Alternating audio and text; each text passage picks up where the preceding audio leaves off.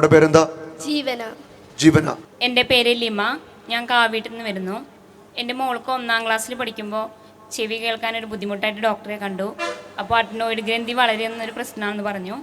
അപ്പോൾ അവൾ സ്ഥിരമായിട്ട് മരുന്ന് കഴിച്ചുകൊണ്ടിരിക്കുകയായിരുന്നു. 3ാം ക്ലാസ്സിൽ പഠിക്കുന്ന സമയത്ത് പാവർട്ടിയിൽ സാബു ബ്രദറിൻ്റെ കൺവെൻഷൻ വന്ന സമയത്ത് ഞങ്ങൾ ധ്യാനം കൂടുകയും അവിടെ പ്രാർത്ഥിക്കുകയും ചെയ്തു. അന്ന് അവൾക്ക് രോഗസൗഖ്യം ലഭിച്ചു. അന്ന് അവൾ മരുന്ന് നിർത്തിയതാണ്. പിന്നെ ഇതുവരെ അതിനുവേണ്ടി മരുന്ന് കഴിച്ചിട്ടില്ല. ഇല്ല, ചെവിക്ക് കുഴപ്പമില്ല. അത് ഈ കുഞ്ഞ് 3ാം ക്ലാസ് പഠിക്കുമ്പോൾ അല്ലേ? ഇപ്പം 8ാം ക്ലാസ് പഠിക്കുന്നത്. അപ്പം 5 വർഷമായി സൗഖ്യം കിട്ടിയിട്ട്. അതായത് അഡിനോയിഡ് ഗ്രന്ഥി വളർന്നിട്ട് ചെവിക്ക് കേൾവിയുടെ പ്രശ്നം. ഏത് ചെവിക്കായിരുന്നു മോളെ? ഏത് ചെവിക്ക്? വലത്തെ ചെവിക്കായിരുന്നു കേൾവിയുടെ പ്രശ്നം ഉണ്ടായിരുന്നത്. അന്ന് അവിടെ വന്നപ്പോൾ പ്രാർത്ഥിച്ചു, എൻ്റെ ഇടയ്ക്ക് കൊണ്ടുവന്നു. പ്രാർത്ഥിക്കുകയും ചെയ്തു. പ്രാർത്ഥിച്ചു. അത്ഭുതമായിട്ട് ഈ കുഞ്ഞിന് അന്ന് സൗഖ്യം കൊടുത്തു. 5 വർഷമായി ഒരു കുഴപ്പമില്ല. ഹല്ലേലൂയ.